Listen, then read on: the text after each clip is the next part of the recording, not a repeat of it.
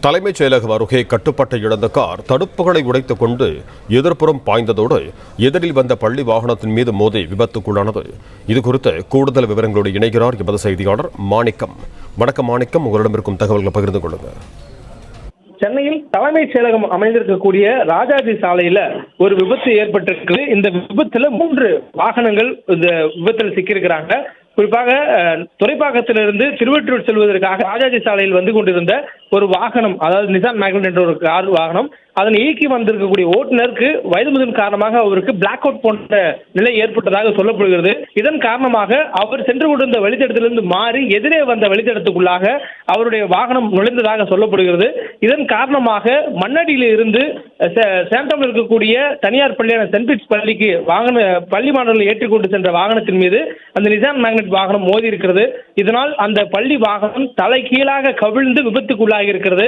அந்த வாகனத்தில் இருந்த பள்ளி மாணவர்களுக்கு வாய்ப்பாக பெரிய காயங்கள் எதுவும் ஏற்படவில்லை. அதில் இருக்கக்கூடிய 3 to 4 மாணவர்களிலும் சிறு காயங்கள் ஏற்பட்டிருப்பதாக சொல்லப்படுகிறது. அதே நிலையில இந்த வாகனம் கவிழ்ந்த நேரத்தில், அதாவது இந்த துறைப்பாக்கத்திலிருந்து திருவொற்றியூர் நோக்கி சென்று கொண்டிருந்த வாகனம் மண்ணடியிலிருந்து சாந்தம் நோக்கி வந்து கொண்டிருந்த வாகனத்தின் மீது மோதியதுக்கு பிறகாக அந்த மண்ணடியிலிருந்து அதே திசையில சாந்தம் நோக்கி சென்று கொண்டிருந்த மற்றொரு வாகனமும் அந்த 2 வாகனமும் மோதிக்கொண்ட விபத்தில் சிக்கிக் கொண்டிருக்கிறது. இந்த 3 வாகனங்கள் மோதிக்கொண்டதில் வாய்ப்பாக யாருக்கும் பெரிய காயங்கள் ஏற்படவில்லை.